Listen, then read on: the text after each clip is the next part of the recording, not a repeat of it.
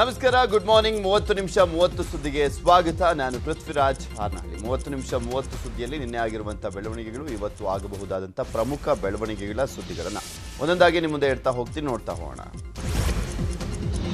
ಉತ್ತರ ಕರ್ನಾಟಕ ಭಾಗದಲ್ಲಿ ಮತ್ತೆ ಬೇಟೆಗಿಳಿದಿರುವಂಥ ಬಿಜೆಪಿ ಚುನಾವಣಾ ಚಾಣಕ್ಯ ಭರ್ಜರಿ ರೋಡ್ ಶೋವನ್ನು ನಡೆಸಿದ್ರು. ಕುಂದಗೋಳದಲ್ಲಿ ಸುಮಾರು 1.5 ಕಿಲೋಮೀಟರ್ ರೋಡ್ ಶೋ ನಡೆಸಿದ್ರು. ವೇಳೆ ಅಮಿತ್ ಶಾ ಜೊತೆ ಮಾಜಿ ಸಿಎಂ ಬಿಎಸ್ವೈ ಕೂಡ ಭಾಗಿಯಾಗಿದ್ದರು.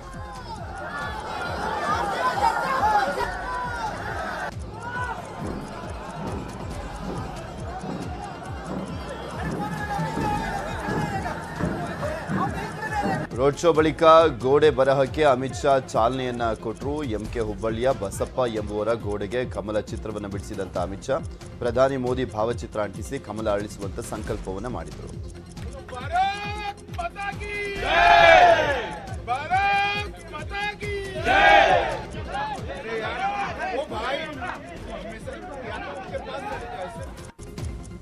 ನಂತರ ಬಿಜೆಪಿ ಜನಸಂಕಲ್ಪ ಸಮಾವೇಶದಲ್ಲಿ ಭಾಗಿಯಾದಂತಹ ಅಮಿತ್ ಶಾ ಕಾಂಗ್ರೆಸ್ ಜೆಡಿಎಸ್ ವಿರುದ್ಧ ವಾಗ್ದಾಳಿಯನ್ನು ನಡೆಸಿದರು.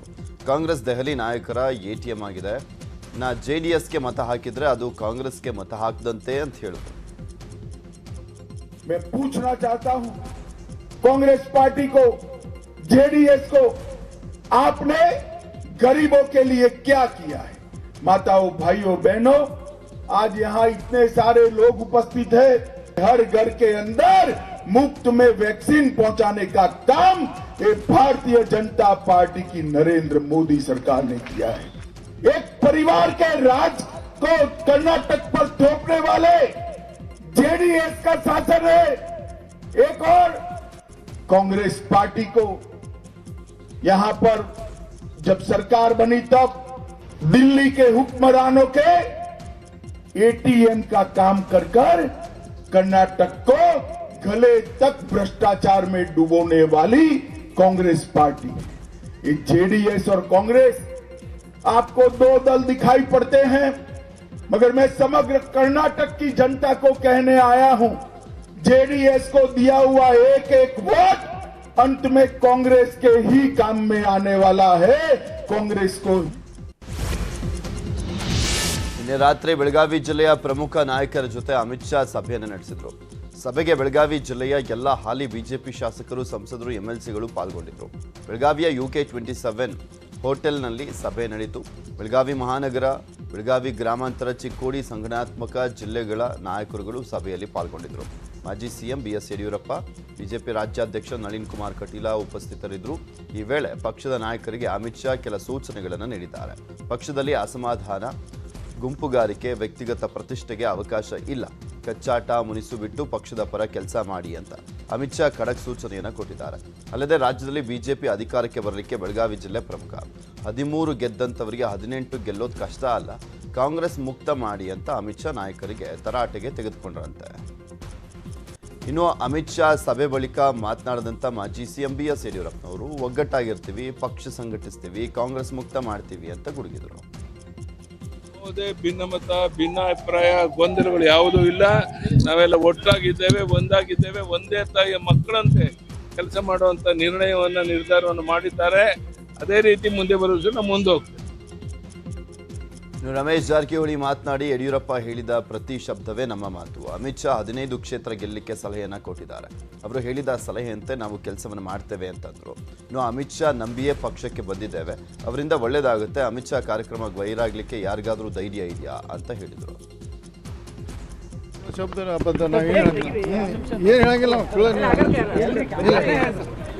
ಮೀಟಿಂಗ್ ನೋಡ್ರಿ, ಅಮಿತ್ ಶಾ ಅವರು 15 ಸೀಟ್ ಗೆದ್ದಲಿಕ್ಕೆ ಏನ್ ಮಾಡ್ಬೇಕಂತ ಅವರ ಸಲಹೆ ಕೊಟ್ಟರೆ ಅಪರ ಕೆಲಸ ಮಾಡ್ತೇವೆ ಅಷ್ಟೇ. ನಮ್ಮ ಅವರು ಅಮಿತ್ ಶಾ ಅವರ ಪಕ್ಷ ಯಾರಕ್ಕೆ ಧೈರ್ಯ ಉಂಟಾ? ಹೌದು, ಅವ್ರು ನಂಬಿ ಬಂದ್ರು, ಅವ್ರ ನಮ್ಮಿಂದ ಒಳ್ಳೇದಾಗುತ್ತೆ ಗೊತ್ತದೆ. ನೋಡ್ರಿ, ಇವಾಗ ಏನು ಪ್ರೆಸ್ ಮೀಟ್ ಮಾಡ ಯಡಿಯೂರಪ್ಪನವರು, ಆ ಶಬ್ದ ಪ್ರತಿಯೊಂದು ಶಬ್ದ ನಮ್ದು ಅದೇ ಶಬ್ದ. ಬೊಮ್ಮಾಯಿ ಸ್ವಕ್ಷೇತ್ರ ಹಾವೇರಿಯ ಶಿಗ್ಗಾಂವ್ನಲ್ಲಿ ನಿನ್ನೆ ಹುಟ್ಟಿದ ಹಬ್ಬ ಆಚರಿಸಿಕೊಂಡ್ರು. ಸಂಗೀತ ಕಾರ್ಯಕ್ರಮದ ವೇದಿಕೆಯಲ್ಲಿ ಅಭಿಮಾನಿಗಳೊಂದಿಗೆ ಬರ್ತಡೇ ಆಚರಿಸಿಕೊಂಡಿದ್ದಾರೆ. ಪಟ್ಟಣದ ಸಂತೆ ಮೈದಾನದಲ್ಲಿ ನಡೆದಂಥ ಕಾರ್ಯಕ್ರಮದಲ್ಲಿ ಬೊಮ್ಮಾಯಿ 63 kg ಕೇಕ್ ಅನ್ನು ಕಟ್ ಮಾಡಿದ್ರು. ನೆಚ್ಚಿನ ಅಭಿಮಾನಿಗಳಿಗೆ ಸಿಎಂ ಕೈಯಾರೆ ಕೇಕನ್ನು ತಿನ್ನಿಸಿದ್ರು. ಇದೇ ವೇಳೆ ನಾಡಿನ ಎಲ್ಲ ಜನತೆಗೂ ಸಿಎಂ ಅಭಿನಂದನೆಯನ್ನ ಸಲ್ಲಿಸಿದರು.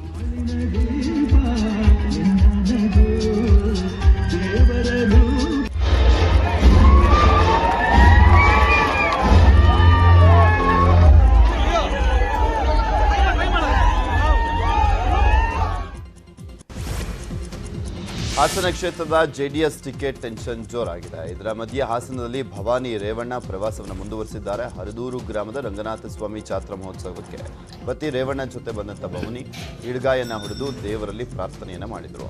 ನಂತರ ಆಟೋ ರಿಕ್ಷಾ ಚಾಲಕರ ಸಂಘದ ಕಾರ್ಯಕ್ರಮದಲ್ಲಿ ಭಾಗಿಯಾಗಿದ್ದರು.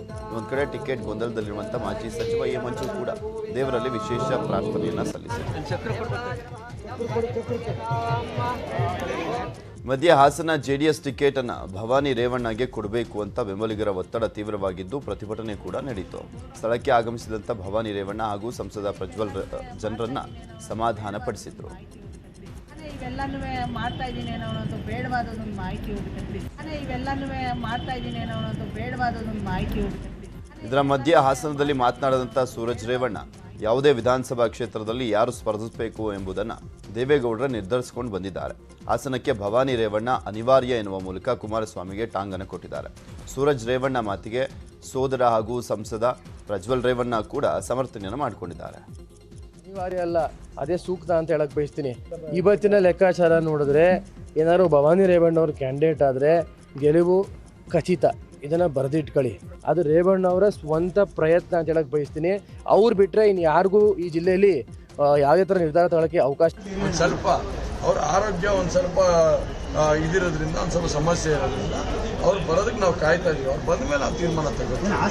ಈಗ ಹಾಸನ್ಗೆ ಬರ್ತಾರೆ ಅಂತ ಹೇಳ್ತಾ ಇದ್ದಾರೆ. ಹಾಸನ್ಗೆ ಬಂದು ಎಲ್ಲ ಶಾಸಕರನ್ನು ಕೂರಿಸ್ಕೊಂಡು ನಂತರ ರೇವಣ್ಣ ಸಾಹೇಬ್ರನ್ನು ಕೂರಿಸ್ಕೊಂಡು ಅವೆಲ್ಲ ಕೂತ್ಕೊಂಡು ಚರ್ಚೆ ಮಾಡ್ತಾರೆ. ಇನ್ನೂ ಸಮಯ ಇದೆ, ಅದಕ್ಕೆ ಯಾಕೆ ತಲೆ ಕೆಡಿಸ್ಕೊಳಕ್ಕೆ ಹೋಗ್ಬೇಕು? ಇನ್ನೂ ಟೈಮ್ ಇದೆ, ಏನೂ ತೊಂದರೆ ಆಗೋದಿಲ್ಲ, ಎಲ್ಲ ಸರಿಪಡಿಸ್ಕೊಂಡು.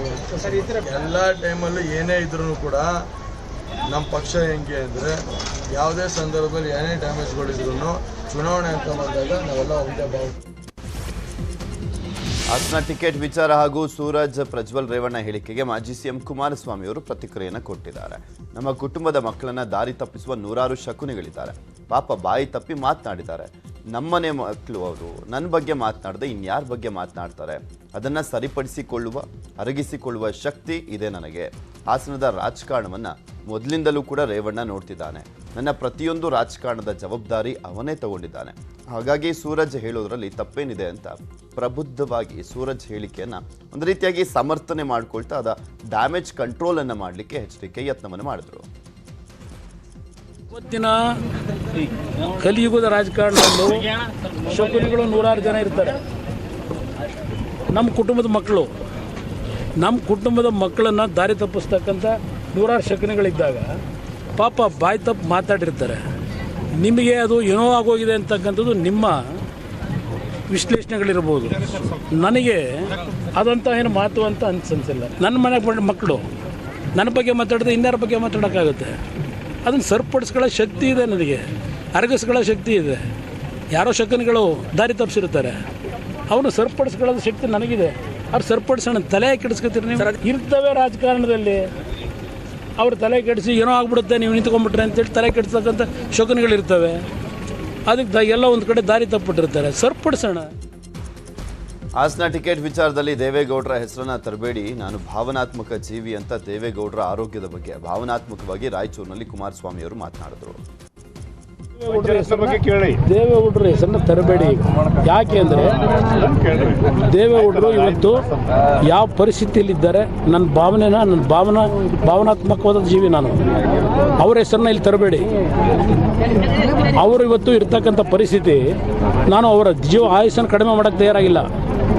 ಅವರ ಹೆಸರನ್ನು ಮಧ್ಯದಲ್ಲಿ ಯಾರು ತರಬೇಡಿ. ಇದನ್ನು ಸರಿಪಡಿಸೋದು ಹೆಂಗೆ ಅನ್ನೋದು ನನಗೆ ಗೊತ್ತಿದೆ. ದೇವೇಗೌಡರನ್ನ ಯಾವ ಕಾರಣಕ್ಕೂ ಇದನ್ನು ಮಧ್ಯದಲ್ಲಿ ತರಬೇಡಿ. ಹೇಳಿರ್ಬೋದು ನಮ್ಮ ಮಕ್ಕಳು ದೇವೇಗೌಡರ ಅಂತಿಮ ನಿರ್ಣಯ ಅಂತೇಳಿ. ಇವತ್ತು ದೇವೇಗೌಡರು ನಿರ್ಣಯ ಮಾಡ್ತಕ್ಕಂಥ ಪರಿಸ್ಥಿತಿಯಲ್ಲಿದ್ದಾರೆ, ನಿಮ್ಗೆ ಯಾರಿಗೂ ಗೊತ್ತಿಲ್ಲ.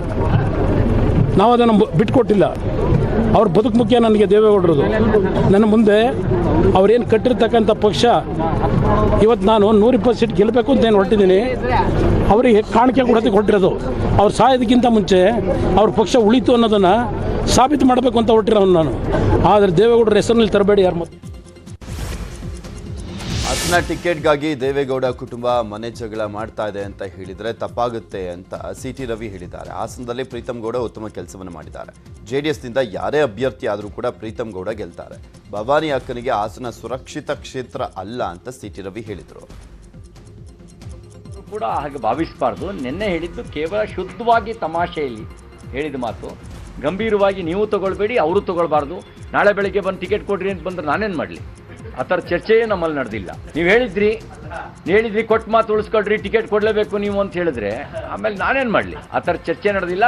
ಸೀರಿಯಸ್ ಆಗಿ ತಗೊಳ್ಬಾರ್ದು ಅಂತ ನಿಮಗೂ ಹೇಳ್ತೀನಿ, ಅವರಿಗೂ ಹೇಳ್ತೀನಿ. I am not JDS high command.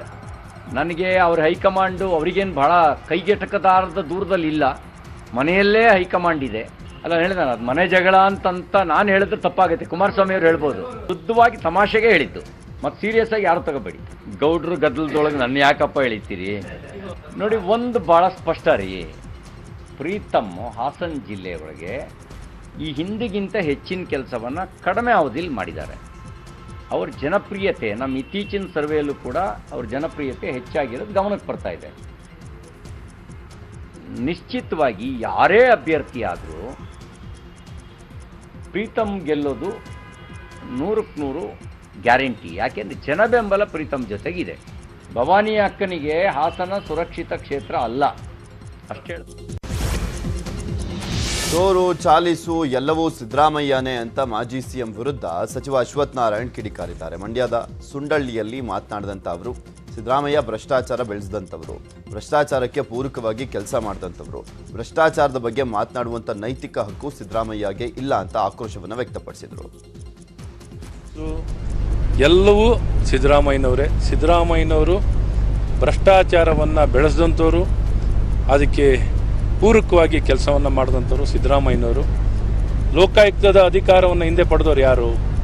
ಸಿದ್ದರಾಮಯ್ಯನವರು. ಸಿದ್ದರಾಮಯ್ಯನವರು ಭ್ರಷ್ಟಾಚಾರಕ್ಕೆ ಪೂರಕವಾಗಿ ಭ್ರಷ್ಟಾಚಾರವನ್ನು ಬೆಳೆಸಿದಂಥವರು ಸನ್ಮಾನ್ಯ ಮುಖ್ಯಮಂತ್ರಿಗಳಾಗಿದ್ದಂಥ ಅಂದು ಮಾಜಿ ಮುಖ್ಯಮಂತ್ರಿಗಳು ಸಿದ್ದರಾಮಯ್ಯನವರು. ಹಾಗಾಗಿ ಭ್ರಷ್ಟಾಚಾರದ ಬಗ್ಗೆ ಮಾತಾಡುವಂಥ ಯಾವ ನೈತಿಕತೆಯೂ ಇಲ್ಲದಂಥವರು ಸನ್ಮಾನ್ಯ ಸಿದ್ದರಾಮಯ್ಯನವರು. ಅವ್ರ ಕಾಲದಲ್ಲಿ ನಿಮಗೆ ಗೊತ್ತಿದೆ, ಅರ್ಜಿನೂ ಹಾಕಿಲ್ದಂಥ ವ್ಯಕ್ತಿ ಟೀಚರಾಗಿ ಅಪಾಯಿಂಟ್ ಆಗ್ತಾನಪ್ಪ. ಇದು ಸಿದ್ದರಾಮಯ್ಯ. ಸಿದ್ದರಾಮಯ್ಯ ಭ್ರಷ್ಟಾಚಾರವನ್ನು ಬೆಳೆಸಿದಂಥವ್ರು. JDS ಬಗ್ಗೆ ಇತ್ತೀಚೆಗೆ DK ಶಿವಕುಮಾರ್ ಸಾಫ್ಟ್ ಕಾರ್ನರ್ ತೋರಿಸ್ತಿದ್ದಾರೆ. ಅದರ ಬಗ್ಗೆ ಪ್ರತಿಕ್ರಿಯೆ ನೀಡಿದಂಥ DKಶಿ, ನಾನೇನು ಕುಸ್ತಿ ಆಡ್ಲ, ನನ್ನ ನೀತಿ ಮೇಲೆ ಹೋಗ್ತೇನೆ ನೋಡ್ರಪ್ಪ, ಕುಮಾರಣ್ಣ ಪಕ್ಷ ವಿಸರ್ಜನೆ ಮಾಡ್ತೇನೆ ಅಂತ ಹೇಳ್ತಿದ್ದಾರೆ. ಈಗಲೇ ಬಂದು ಕಾಂಗ್ರೆಸ್ ಸೇರ್ಕೊಳ್ಳಿ ಅಂತ ಹೇಳ್ತಿದ್ದೇನೆ ಅಂತ DKಶಿ ಹೇಳಿದರು. ನಾನೇನು ಕುಸ್ತಿ ಆಡ್ಲ, ನಾನು ನೀತಿ ಮೇಲೆ ಹೋಗ್ತೀನಿ ರೀ. ನನ್ನ ನೀತಿ ಮೇಲೆ ಹೋಗ್ತೀನಿ. ನನಗೇನು ಯಾರ ಮೇಲೂ ವೈಯಕ್ತಿಕವಾದ ಏನು ವಿಚಾರ ಇಲ್ಲ. JDS ಮೇಲೆ ನಾನೇನು ಬೆಳಗ್ಗೆ ಸಾಯಂಕಾಲ ಈಗೆಲ್ಲ ನನಗೆ ಎಷ್ಟೋ ಜನ JDS ಅವರೆಲ್ಲ ನಮ್ಮ ಪಾರ್ಟಿಗೆ ಸೇರ್ತಾ ಇದ್ದಾರಪ್ಪ. ಕಾರ್ಯಕರ್ತರು ಸೇರ್ತಾ ಇದ್ದಾರೆ, ಮಂಡ್ಯದಲ್ಲಿ ಸೇರ್ತಾವ್ರೆ, ನನ್ನ ಕನಕಪುರದಲ್ಲೇ ಸೇರ್ತಾವ್ರೆ. ಏನು ಅವ್ರಿಗೆ ಹೇಳ್ತಾ ಇದ್ದೀನಿ, JDS ಅವ್ರಿಗೆ ಹೇಳ್ತಾ ಇದ್ದೀನಿ, ನೋಡ್ರಪ್ಪ ಕುಮಾರಣ್ಣ ವಿಸರ್ಜನೆ ಮಾಡ್ತೀನಿ ಅಂತ ಹೇಳ್ತಾರೆ, ಬೇಡ ಈಗ ಬಂದು ಸೇರ್ಕೊಡಿ ಅಂತ ಹೇಳ್ತಾ ಇದ್ದೀನಿ. ಏನು ಖುಷಿ ಮಾಡಲಾ? ಅವ್ರು ಹೇಳಿದ್ರಿ, ನಾನಲ್ಲ, ನನಗೆ ವಿಸರ್ಜನೆ ಪದ ಗೊತ್ತಿಲ್ಲ. ಒಂದು ಪೊಲಿಟಿಕಲ್ ಪಾರ್ಟಿಲಿ ಅವ್ರು ಏನು ಹೇಳಿದ್ರು, ನನಗೆ ಅಧಿಕಾರ ಸಿಕ್ಕಲಿಲ್ಲ ಅಂದರೆ ವಿಸರ್ಜನೆ ಮಾಡ್ತೀನಿ ಅಂತ ಹೇಳಿದ್ರು. ವಿಸರ್ಜನೆ ಮಾಡೋಂಥ ಕಾಲ ಈಗ ಅವ್ರಿಗೆ, ನನಗೂ ಇಡೀ ರಾಜ್ಯ ಗೊತ್ತಿದೆ. ನಾನೇನು ಅವ್ರಿಗೆ ಗೆಲ್ಲಲ್ಲ ಅಂತ ಹೇಳಲ್ಲ. ನಾನು ಅವ್ರು ಒಂದು ಪೊಲಿಟಿಕಲ್ ಪಾರ್ಟಿನ ನಾನು ಅವ್ರನ್ನ ಇದನ್ನು ಮಾಡೋಕ್ಕೆ ಹೋಗಲ್ಲ. ನಾನು ಸರಿ ಇಲ್ಲ ಅಂತ ನಾನು ಹೇಳೋದು. ಅವ್ರದೇ ಅಂತ ಒಂದು ಸಿದ್ಧಾಂತ ಇದೆ. ಬಟ್ ಅವರೇ ನಾನು ವಿಸರ್ಜನೆ ಮಾಡ್ತೀನಿ ಅಂತ ಹೇಳ್ಬೇಕಾದ್ರೆ ಪಾಪ ಅವ್ರಿಗೆ ಯಾಕೆ ನಾನು ಕಾರ್ಯಕರ್ತರಿಗೆ ಕಷ್ಟಪಟ್ಟು ಕಲ್ಯಾಣ ಕರ್ನಾಟಕ ಭಾಗದಲ್ಲಿ ಕಾಂಗ್ರೆಸ್ ಪ್ರಜಾಧ್ವನಿ ಯಾತ್ರೆ ಮೂಲಕ ಶಕ್ತಿ ಹೆಚ್ಚಿಸಿಕೊಳ್ಳಲಿಕ್ಕೆ ಮುಂದಾಗಿದೆ. ಯಾದಗಿರಿಯಲ್ಲಿ ಕಾಂಗ್ರೆಸ್ 20ನೇ ದಿನದ ಪ್ರಜಾಧ್ವನಿ ಯಾತ್ರೆಯನ್ನು ನಡೆಸಿತು. ಈ ಮೂಲಕ ಕಲ್ಯಾಣ ಕರ್ನಾಟಕ ಭಾಗದಲ್ಲಿ 40 ಸ್ಥಾನ ಗೆಲ್ಲುವಂತ ಪಣವನ್ನು ತೊಟ್ಟಿದೆ. ಈ ವೇಳೆ ಮಾತನಾಡಿದಂಥ ಸಿದ್ದರಾಮಯ್ಯ, DK ಶಿವಕುಮಾರ್, ಮೋದಿಯವರು ಅಭಿವೃದ್ಧಿ ಮಾಡದೆ ಸುಳ್ಳು ಭರವಸೆಯನ್ನು ನೀಡಿದ್ದಾರೆ, ಜನ ಮತ ಹಾಕೋದಿಲ್ಲ ಅಂತ ಬಿಜೆಪಿ ನಾಯಕರು ವಾರಕ್ಕೆ 1 ಬಾರಿ ರಾಜ್ಯಕ್ಕೆ ಮೋದಿಯನ್ನ ಕರೆಸ್ತಾ ಇದ್ದಾರೆ ಅಂತ ವ್ಯಂಗ್ಯವಾಡಿದರು. ನಾವು ನರೇಂದ್ರ ಮೋದಿ ಅವರನ್ನ ಕರ್ಕೊಂಡ್ಬಂದು ಊಟ ಬಡಿಸ್ಲಿಕ್ಕೆ, ಅಡುಗೆ ಬಡಿಸ್ಲಿಕ್ಕೆ ಕರ್ಕೊಂಡ್ಬಂದ, ಇದು ಒಂದು ವಿಚಾರ. ಎರಡನೇದು ನಾರಾಯಣಪುರ ಎಡದಂಡೆ ನಾಲೆ ಯಾರು ಮಾಡಿದ್ರು ಇದನ್ನ? 2014ರಲ್ಲಿ ನಾವು ಪ್ರಾರಂಭ ಮಾಡಿದ್ದು, ಬಿಜೆಪಿ ಅವರಲ್ಲ. ನಾವು 2016-17ರಲ್ಲಿ ಪೂರ್ಣಗೊಳಿಸಿದ್ದು. 3,500 ಕೋಟಿ ರೂಪಾಯಿಗಳನ್ನ ಖರ್ಚು ಮಾಡಿದ್ದದ್ದು ನಮ್ಮ ಸರ್ಕಾರ. ಬಿಜೆಪಿ ಅವರು ಏನು 1 ರೂಪಾಯಿ ಖರ್ಚು ಮಾಡಿಲ್ಲ. ನಾವೆಲ್ಲ ಹೋರಾಟ ಮಾಡ್ದು ರಕ್ಷಣೆ ಮಾಡಬೇಕು ಈ ಜನರಿಗೆ ಅಂತ, ಈ ಒಂದು ಭ್ರಷ್ಟಾಚಾರ ನಿಲ್ಲಿಸಬೇಕು ಅಂತ. ಆಗ್ಲೂ ರಾತ್ರಿ ವಿಧಾನಸೌಧದಲ್ಲಿ ಮಲಗಿದ್ದ ನಾವು. ಆಗ ಗೋಡೆ ಮುಟ್ಟಿ ಕೇಳಿ ಗೋಡೆನು ಹಿಂಗೆ ತಟ್ಟಿದ್ರೆ ವಿಧಾನಸೌಧದ ಗೋಡೆ ಎಲ್ಲ ಕಾಸು ಕಾಸು ಕಾಸು ಅಂತ ಕರೀತಾ ಇತ್ತು. ನಾವೆಲ್ಲ ಹೋರಾಟ ಮಾಡಿ ಈಶ್ವರಪ್ಪನ್ಗೆ ರಾಜೀನಾಮೆ ಕೊಡಿಸುವಂತ ಕೆಲಸವನ್ನ ಇವತ್ತು ನಾವು ಮಾಡಿದ್ದೇವೆ. ಯಾರಿಗೋಸ್ಕರ? ಇವತ್ತು ಕರ್ನಾಟಕ ರಾಜ್ಯದ ರಾಯಚೂರು ಜಿಲ್ಲೆಯ ಮಾನ್ವಿ ತಾಲೂಕಿನಲ್ಲಿ ಬಸ್ಗಳ ಸಮಸ್ಯೆ ಹೆಚ್ಚಿದೆ. ಅದರಲ್ಲೂ ಹೊಸೂರು ಗ್ರಾಮದ ವಿದ್ಯಾರ್ಥಿಗಳಿಗೆ ಸಕಾಲಕ್ಕೆ ಬಸ್ಗಳೇ ಸಿಗ್ತಿಲ್ಲ. ಹೀಗಾಗಿ ಮಾನ್ವಿಯಲ್ಲಿ ಪಂಚರತ್ನ ಯಾತ್ರೆಗೆ ಬಂದಿದ್ದಂಥ HDK ಬಳಿ ವಿದ್ಯಾರ್ಥಿಗಳು ತಮ್ಮ ಬಸ್ ಸಮಸ್ಯೆ ಬಗ್ಗೆ ಅಳಲನ್ನ ತೋಡಿಕೊಂಡರು. ಬಸ್ಗಳು ಸರಿಯಾಗಿ ಬಾರದ ಕಾರಣ ನಿತ್ಯವೂ ಸಕಾಲಕ್ಕೆ ಶಾಲೆಗೆ ಹೋಗ್ಲಿಕ್ಕೆ ಆಗ್ತಾ ಇಲ್ಲ ಅಂತ ವಿದ್ಯಾರ್ಥಿನಿಯರು ಅಳಲನ್ನ ತೋಡ್ಕೊಂಡ್ರು. ವಿದ್ಯಾರ್ಥಿನಿಯರ ಕಣ್ಣೀರಿಗೆ ಕರಗಿದಂಥ HDK ಸ್ಥಳದಲ್ಲೇ ಸಂಬಂಧಿಸಿದಂಥ ಅಧಿಕಾರಿಗಳಿಗೆ ಕರೆ ಮಾಡಿ ಬಸ್ ಬಿಡುವಂತೆ ಸೂಚನೆಯನ್ನು ಕೊಟ್ಟರು. ಈ ಸರ್ಕಾರದಲ್ಲಿ ಇಡೀ ರಾಜ್ಯದಲ್ಲಿ ಮಕ್ಕಳಿಗೆ ಬಸ್ ವ್ಯವಸ್ಥೆ ಸಮಸ್ಯೆ ಮಾಡಿದ್ರೆ ಸರ್ಕಾರದಲ್ಲಿ ನಿಮ್ದು ಒಂದು ಊರದಲ್ಲ.